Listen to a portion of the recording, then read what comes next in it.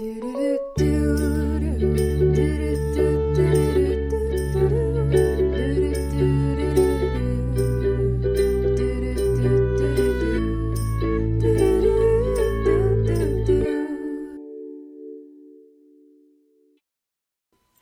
and welcome to today's episode. Just a random little thing.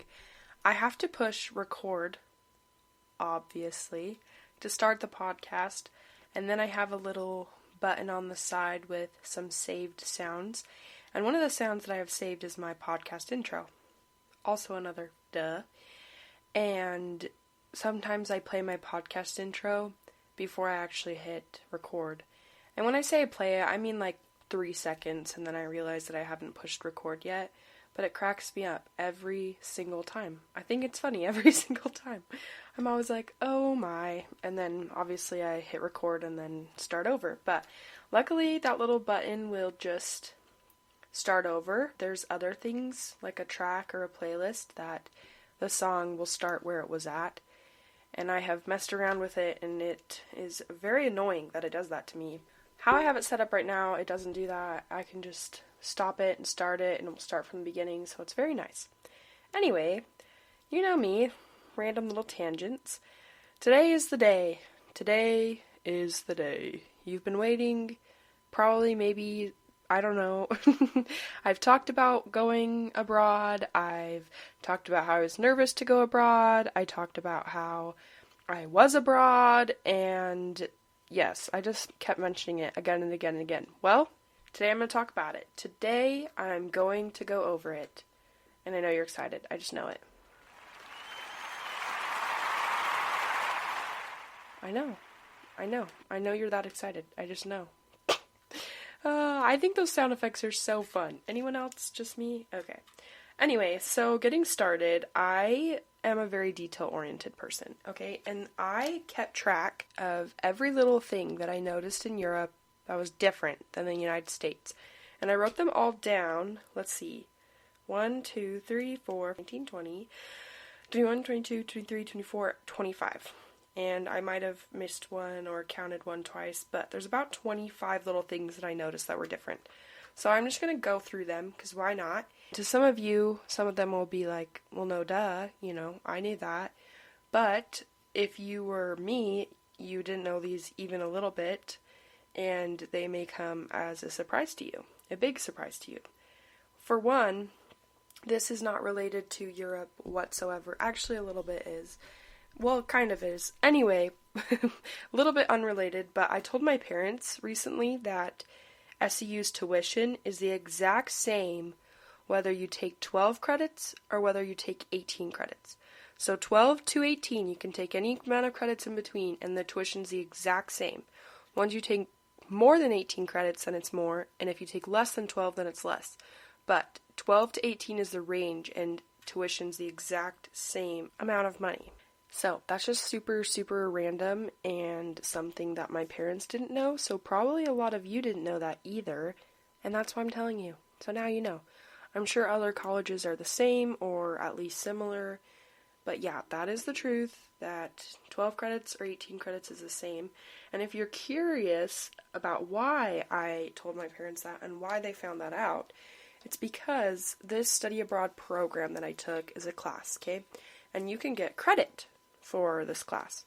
You can get 3 credits if you go on this class. He didn't like us calling it a trip, so I tried to avoid saying it's a trip, but it was a trip, but also not a trip. Anyway, this class was being in Europe. And so if you go to Europe and if you write down the daily journals according to the theme, and there were different types of themes, like the vicissitudes of imperialism. We had an open day, so the day was like open free or free theme.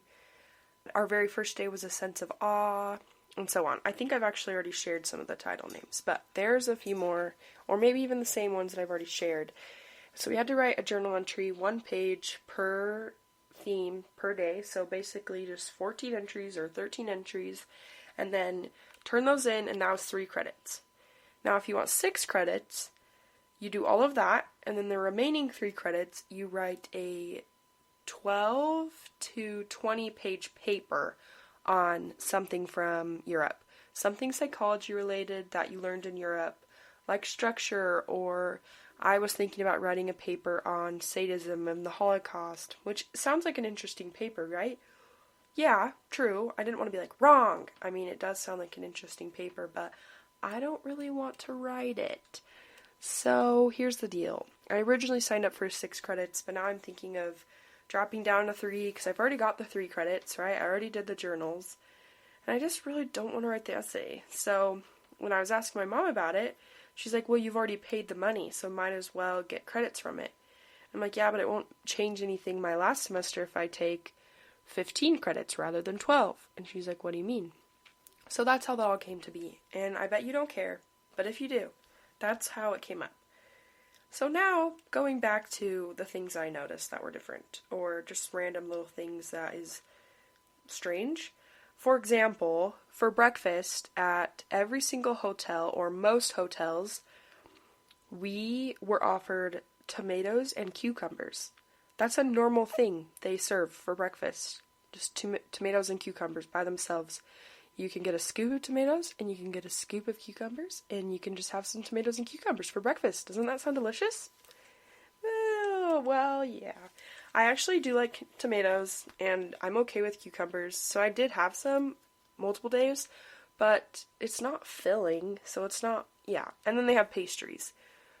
We didn't have breakfast provided for us every day, but we did have breakfast provided for us some days, and on the days that it was provided, tomatoes and cucumbers were offered. So, random thing. And apparently, America is one of the only places that has like a designated breakfast food. I don't know 100% if that's true, but that is what I've heard. So, interesting. I was so hungry my very first day that we were there. I got there a day early with one of my friends. We flew in a day early. A lot of the people did that. Just to make sure you were there, settled. And then we stayed at a hotel, and I remember it was like 3 a.m., and I was so excited for breakfast. I was so excited to eat food because I was starving. So we go down to breakfast around, I think it was like right before it closed, actually, so we were pulling a close one. It was around 10 a.m., because I think it closed at 10:30, so we might have left like 10:10. And we go down there, and there's cheese, and tomatoes, and cucumbers, and some pastries. And pastries are good, but they're not very filling. And I was like, we are not in America. My bad for thinking that we were. I just was picturing, I don't know, this is so stupid of me, but I was picturing waffles and yogurt and delicious fruit. Like, I could not wait for breakfast. And then tomatoes and cucumbers were there, and I was like, what in the actual is going on? So don't expect to get super warm, delicious food for breakfast in Europe, because a lot of it is chilled. So, yeah. They did have crepes at one of the hotels we were at. Well, the first hotel, which was the only hotel that actually had like a definitive breakfast given to us every day, but they almost never had them prepared, as in like people would take them and then they didn't make more very fast. So the next thing is that everyone smokes. Everyone smokes. I was shocked at how many people were smoking. I think it's part of their culture. Seriously, honestly, I think it's a rite of passage. And I was talking to my mom about it, and she said, well, smoking gets rid of your appetite and your, desire to thirst or be thirsty or desire to drink water. And that made a lot of sense, because I feel like food, is super expensive there, and water you have to buy. And so if you smoke, then you can eat less and drink less, and it's much more convenient. Is it good for you? No. Heavens no. But is it convenient? Why, yes, it is. Very convenient. There was smoke everywhere. I felt like I was going to die. Not really, that's very dramatic, but I did not like being around all the smoke. I was not a fan of it. It did not make me happy in my heart. In fact, I would breathe through my mouth a lot of times walking around smoke, because it just drove me insane and crazy. And when I say everyone, I mean, I swear, almost everyone smoked. Everyone. It drove me insane. The next thing is that at one of the first hotels, someone told me this isn't the case in America as well, but I was like, I've never seen this in America. You put your key card you put it in by the door. So once you're inside your room, you put the key card in, and then that will turn the lights on. If your light switch are turned on. If your light switches are turned on and your key card's not in there, none of the lights will work. None of the power works. Nothing works in there. So if you have a charger plugged in and you leave something plugged in and then you leave, it's not going to charge because you have to have your key card in for the power to work in your room. And like I said, someone told me that's the case in some hotels in America. I've never heard of that, but only one of the hotels had that, but that's because the rest of the places we stayed in were hostels. I'll get to that later, but yeah, you had to put your key card in order for the power to work, in order for lights to turn on. So that was very interesting, and I wrote that down. The next thing that I noticed was that toilet versus bathroom versus restroom versus WC. So they never ever called it a bathroom or a restroom, ever. It was never called that. They would call it the toilet. So if someone needed to go to the bathroom, or one time we had a guide and she said, if you guys need to use the toilets, make sure to use them here because it's free. And we were all like, ooh, free toilets. We can go to the bathroom without having to pay? Stop, you don't say. Okay, sometimes I look back and I'm like, why did I do that? But who knows? It's probably entertaining. I mean, okay, here's the deal. It's me, and I'm imperfectly broken. Okay, I'm moving on. Anyway, so what I'm trying to say is, no one said bathroom or restroom. They would say, use the toilets, or here are the toilets. And the signs would have toilets on them.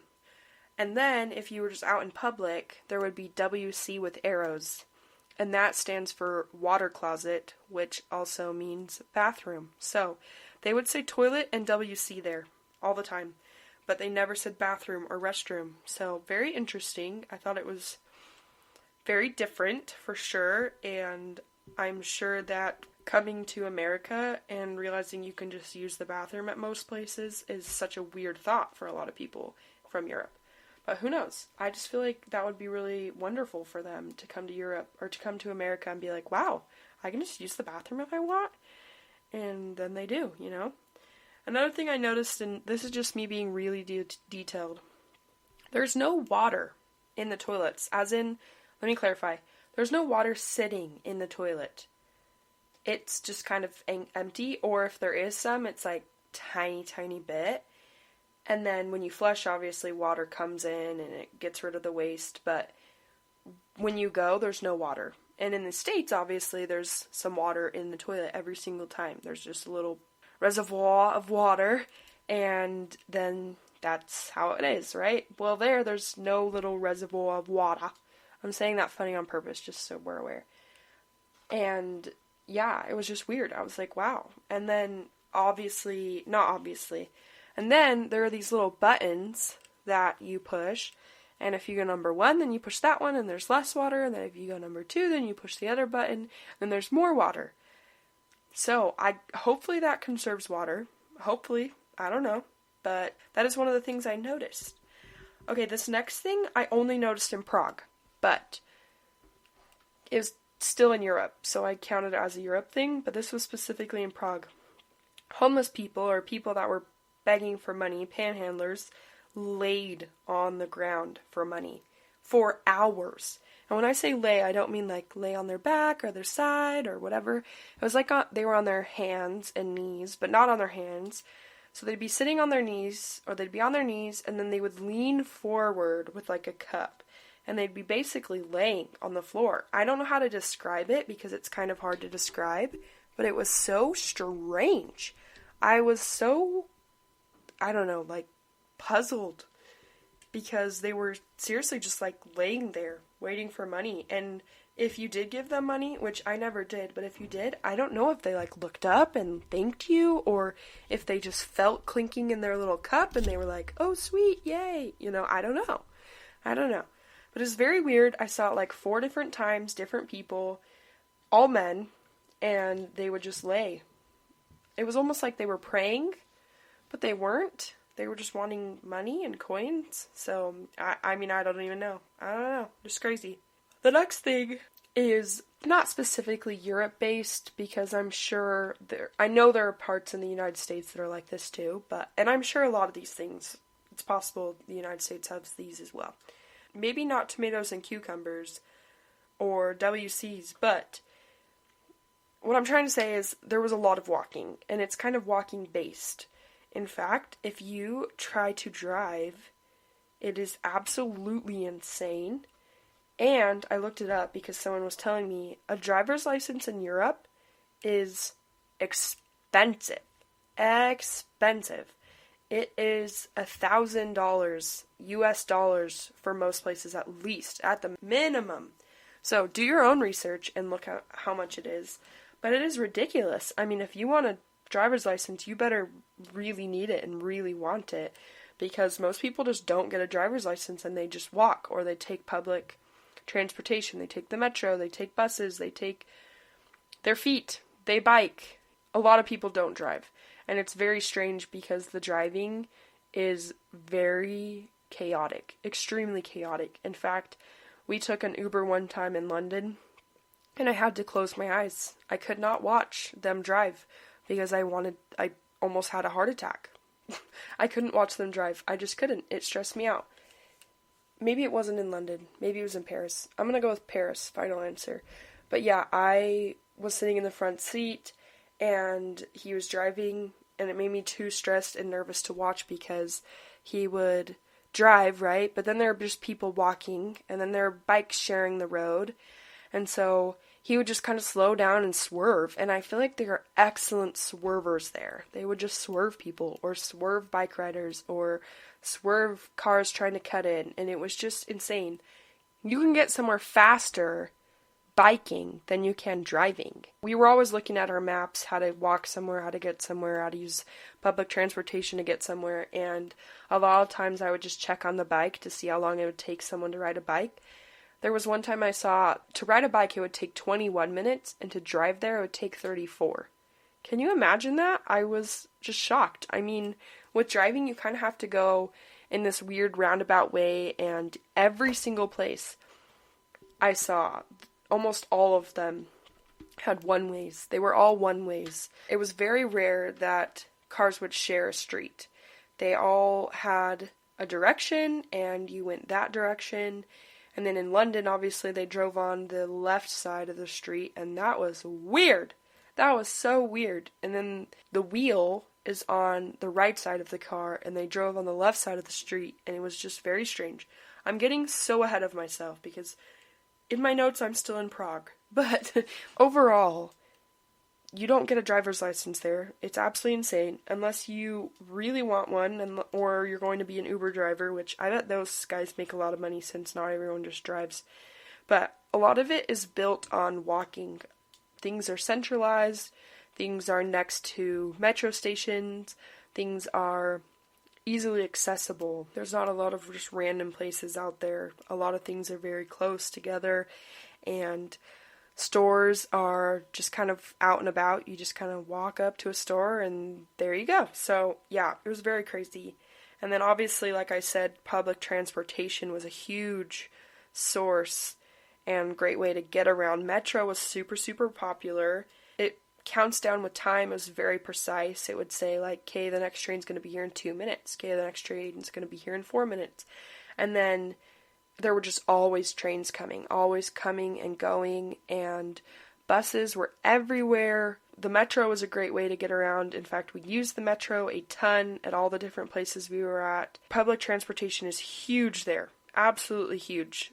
Very, very, very popular, and everyone uses it. And although I've never been to New York and used the subway system, I feel like I got a pretty good understanding of what the subway system is probably like, because, I mean, it was kind of crazy. It's kind of crazy sometimes. It really was. Okay, so next, supermarket versus mini market. I didn't really notice this in other places outside of Prague, but specifically in Prague, there were several mini markets.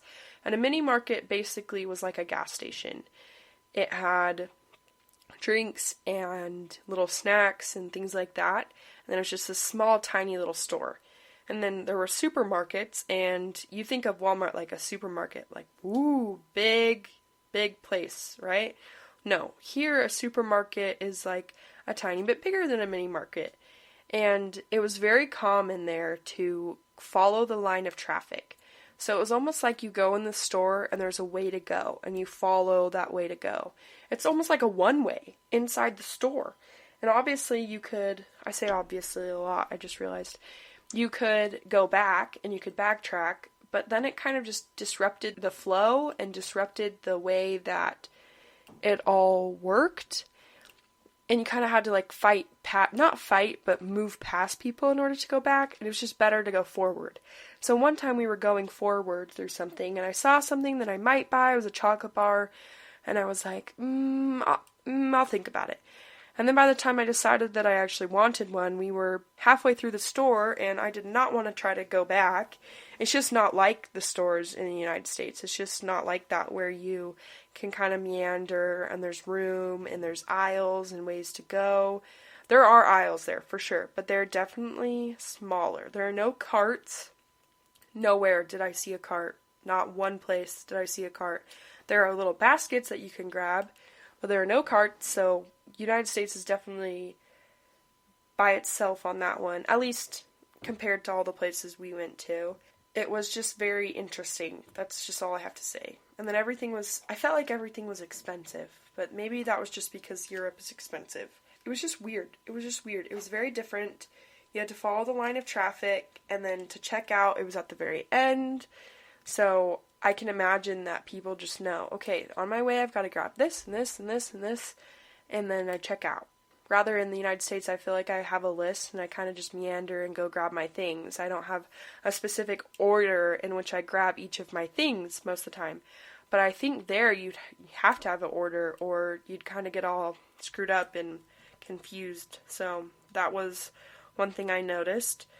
They vacuum the streets in some of the places. It was very weird. I mean, it was cool, but it was weird. A lot of people talk about how there's trash in Paris or there's trash in London, and that was true, but it wasn't like the most disgusting place I've ever been or seen, you know? There was just trash on the floor some places, but a lot of it was like by trash cans. They just weren't in the trash cans. But that being said, I did see them vacuuming the streets in Prague and in Paris, so that was definitely interesting. By the way, if you haven't noticed, and I will put this in the description, I visited Prague, which is in the Czech Republic. Then we went to Vienna, which is in Austria. Then we went to Munich, which is in Germany. Then we went to Paris, which is in France. And then we went to London, which is in the United Kingdom. So that was just something I probably should have said at the beginning, but then I did not. The next thing that I wrote down is that smiling it's not common there. People don't smile. They just have their RBFs on, they have their straight face on, and smiling at people is weird. It's very weird. And I was nervous about that because I just am a very smiley person. I just smile at everyone, even random people I walk by past the street, because I think, what if they really needed someone to smile at them today? And then when I feel like I shouldn't smile, or I feel uncomfortable, most of the time I smile anyway, because my brain thinks, what if they need that? And so that's kind of how I live my life. They obviously don't live their life like that in Europe because it's not common to do that. And then also, it's not very nice. It's kind of rude actually to wave at people. You don't do that. You don't wave at people. Even if you know them, you don't wave at them.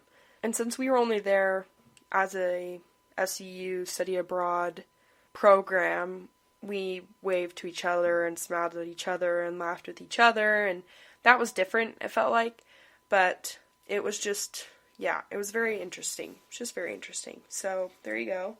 People just walked across the street. I mean, there were a ton of crosswalks everywhere, but then a lot of people would just cross. They didn't really care. Jaywalked. And yes, we jaywalk a ton here in the States, but it was just different there because driving was so chaotic. I don't know, it felt extra chaotic for me.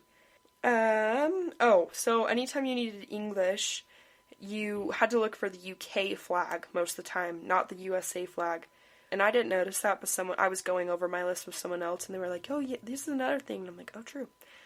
Another thing is that there was no AC in most places. None of our hotels had AC except for the one in Paris, and that one just said it did, but it did not. It never worked. So every single night we would sleep with the windows open. Every single night. And it was so obnoxious because people outside were so loud. And there'd be drunk people outside singing and having a grand old time, and you're trying to sleep and they're chatting and laughing, and you just want to shake them and say, please be quiet, I'm trying to sleep. And it just really doesn't work like that, you know? Yeah, it was just rough. Okay, so I'm realizing I have way more stuff to say, but we're at 27 minutes. So, I'm gonna finish it, and then I'll come back to some of the stuff, and then talk again, and we'll do a little mini episode. So, for the quote of the day today, no, I don't have time for the quote of the day, because I want to explain it. You know what? I'm going to do something crazy, guys. I'm going to do something crazy. I'm going to say, next episode, you're going to hear the quote of the day, and you're going to hear the word of the day, because they go with the other things I'm going to talk about.